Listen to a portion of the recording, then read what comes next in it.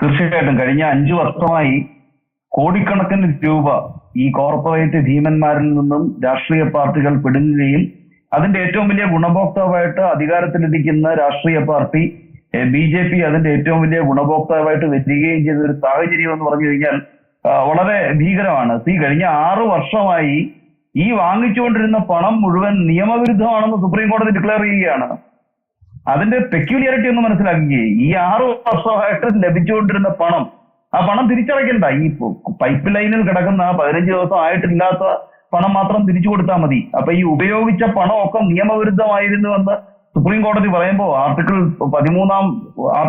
13 Indian ഭരണഘടനയുടെ ഇത് പ്രകാരം മൗലികാവകാശങ്ങൾക്ക് വിരുദ്ധമായിട്ടുള്ള നിയമങ്ങളെല്ലാം വോയിഡ് ആണ് എന്നിരിക്കെ സുപ്രീം കോടതി നിയമത്തിൽ നിലനിൽക്കുകയില്ല എന്ന് പ്രഖ്യാപിച്ച ഒരു സ്കീമിന്റെ അടിസ്ഥാനത്തിൽ കഴിഞ്ഞ 6 വർഷമായിട്ട് കോടിക്കണക്കിന് രൂപ കോർപ്പറേറ്റ് ഭീമന്മാരിൽ നിന്ന് വാങ്ങി എന്നത് ഏതൊരു ജനാധിപത്യ വിശ്വാസിയെ സംബന്ധിച്ചിടത്തോളം തികച്ചും ആശങ്കാജനകമാണ്. ഇത്തരം ഒരു സ്കീം എങ്ങനെ ഫ്രെയിം ചെയ്യാൻ കഴിയും എന്നുള്ളത് നാം ചിന്തിക്കണ്ടേ? ഇതൊന്നും നിയമത്തിൽ നിലനിൽക്കുകയില്ല എന്ന് പൂർണ്ണമായ ബോധ്യമുണ്ടായിട്ടും കമ്പനി നിയമം അമെൻഡ് ചെയ്തു. അത് എന്ത് കാരണത്തിന് വേണ്ടിയിട്ടാണ്? കോർപ്പറേറ്റുകൾ ആർക്കാണ് പണം കൊടുത്തതെന്ന് ജനങ്ങൾ അറിയരുത്. ഇവിടെ ഒരു സാധാരണക്കാരന്റെ സ്വകാര്യത സംരക്ഷിക്കുവാൻ വേണ്ടി അവന്റെ അദ്ദേഹത്തിന്റെ പൊളിറ്റിക്കൽ അഫിലിയേഷൻ എന്ന് പറഞ്ഞു കഴിഞ്ഞാൽ അദ്ദേഹത്തിന്റെ സ്വകാര്യതയുടെ അമൂല്യതയാണ്.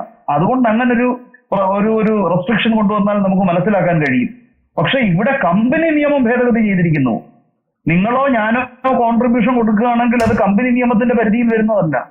അപ്പൊ അത്തരത്തിൽ ഒരു തരത്തിലും നിയമത്തിൽ നിലനിൽക്കുകയില്ല എന്ന് പൂർണ്ണമായിട്ടും ബോധ്യമുള്ള ഇതുപോലെ ഒരു പ്രപ്പോസൽ നിയമനിർമ്മാണം വഴി കൊണ്ടുവരിക എന്ന് പറയുമ്പോൾ എത്രത്തോളം ഭരണഘടനയോട് ബഹുമാനമില്ലാത്ത ഒരു സമീപനമാണ് അധികാരത്തിലിരിക്കുന്ന പാർട്ടി സ്വീകരിച്ചതെന്നുള്ളതാണ് ഇവിടെ ഏറ്റവും വ്യക്തമായിട്ട് വെളിവാകുന്നത്. ഈ ജനപ്രാതിനിധ്യ നിയമത്തില്, കമ്പനി നിയമത്തിൽ മാത്രമല്ല ജനപ്രാതിനിധ്യ നിയമത്തില് ഭേദഗതി കൊണ്ടുവരികയുണ്ടായി. ഇതിന്റെ ഭാഗമായിട്ട് 29C എന്ന് പറയുന്ന വകുപ്പിൽ ഭേദഗതി കൊണ്ടുവന്നിട്ട് 20,000 രൂപയിൽ കൂടുതൽ ഒരു പൊളിറ്റിക്കൽ പാർട്ടി ഈ കോൺട്രിബ്യൂഷൻ ആരെങ്കിലും കൊടുത്തിട്ടുണ്ടെങ്കിൽ അതിന്റെ വിശദാംശങ്ങൾ ഇലക്ഷൻ കമ്മീഷന് കൊടുക്കേണ്ടതായിട്ടുണ്ട് എന്ന് മാത്രമല്ല ആയതായ നികുതി സംബന്ധമായിട്ടുള്ള ലയബിലിറ്റീസ് ഉൾപ്പെടെ വരുമെന്ന നിയമം പറയുമ്പോൾ ഈ വിഷയത്തിൽ നിന്നും പൊളിറ്റിക്കൽ പാർട്ടീസിനെ എക്സംപ്റ്റ് ചെയ്തിരിക്കുകയാണ് ഇലക്ടറൽ ബോണ്ടിന്റെ. അതായത് ഇലക്ടറൽ ബോണ്ടിന്റെ മറവിൽ രാഷ്ട്രീയ പാർട്ടികൾക്ക് ജനപ്രാതിനിധ്യ നിയമത്തിന്റെ തണലിൽ നിന്നുകൊണ്ട് എത്ര ഭീകരമായിട്ടുള്ള തുകയും നേരത്തെ സൂചിപ്പിച്ചതുപോലെ ദാവൂദ് ഇബ്രാഹിമിൽ നിന്ന് വരെയും സ്വീകരിക്കുവാൻ അനുമതി നൽകുന്ന രീതിയിൽ വ്യാപകമായിട്ട് നിയമനിർമ്മാണം നടത്തിയിരിക്കുകയാണ്. ആത്യന്തികമായിട്ട് ഇതുകൊണ്ടൊന്നും വലിയ ഗുണമുണ്ടാവില്ല. ബ്ലാക്ക് മണി ഇതിനകത്ത് ഒഴുകണമെന്നുണ്ടെങ്കിൽ ഈ ചാനലിലൂടെ അല്ലാതെ വേണമെങ്കിലും രാഷ്ട്രീയ പാർട്ടികൾക്ക് ഇത് സ്വീകരിക്കാൻ കഴിയും. പക്ഷേ സുപ്രീം കോടതിയുടെ ഈ വിധി പ്രകാരം ഇപ്പൊ പുറത്തു വരാൻ പോകുന്ന ഡേറ്റ എന്ന് പറയുന്നത് നമുക്കൊരു നല്ല തിരിഞ്ഞ നോട്ടത്തിന് വഴി തുറക്കുന്നതാണ്. പിന്നെ പലതരത്തിലുള്ള നിയമവിരുദ്ധതയും ബ്ലാക്ക് മണിയും സമൂഹത്തിലുണ്ട് എന്ന് പറഞ്ഞുകൊണ്ട് നമുക്കൊരിക്കലും ഇത്തരത്തിൽ ഇപ്പം ബ്രൈബറിയെ നമുക്ക് ലീഗലൈസ് ചെയ്യാനൊക്കെ വളരെ സിമ്പിളായിട്ട് എല്ലാ ജനങ്ങൾക്കും മനസ്സിലാവുന്ന ഒരു ഉദാഹരണമാണ്. ബ്രൈബറി എന്ന് പറയുന്നത്, കോഴ കൊടുക്കുക എന്ന് പറയുന്നത് നിയമവിരുദ്ധമാണ്.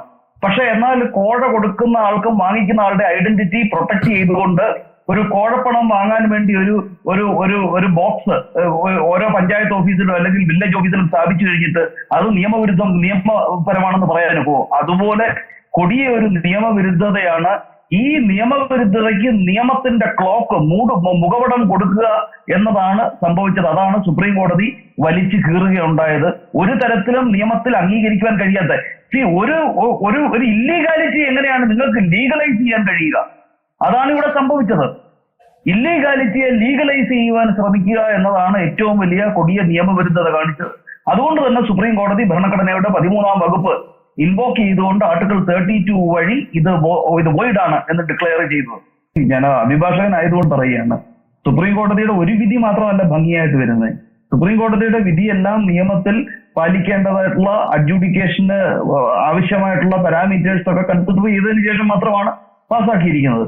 ഡൽഹിയുടെ കാര്യത്തിൽ ഒരു ഓർഡിനൻസ് കൊണ്ടുവന്നതിന്റെ കാരണം അത് യൂണിയൻ ടെറിട്ടറി ആണ് എന്നുള്ളത് കൊണ്ട് പാർലമെന്റിനുള്ള ആ ഒരു പ്ലീനറി പവർ ഇങ്ങനെ ഓർഡിനൻസ് കൊണ്ടുവരുമെന്നുള്ള ചിന്തയോടുകൂടിയോ അതിന് വഴിയൊരുക്കിക്കൊണ്ടോ ആവണമെന്നില്ല.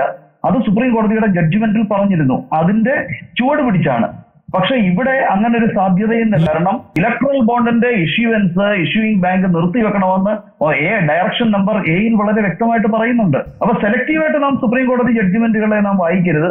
കോടതി അവർക്കൊരു അഡ്ജൂഡിക്കേറ്റ് ചെയ്യാനുള്ള ഒരു സ്പേസ് നാം കൊടുക്കുക. വിധി നിർണ്ണയം നടത്തുന്ന ജഡ്ജിമാരെ നാം മാനിച്ചുകൊണ്ട് തന്നെ ഇത്തരത്തിലുള്ള വിധികളെ വിലയിരുത്തുന്ന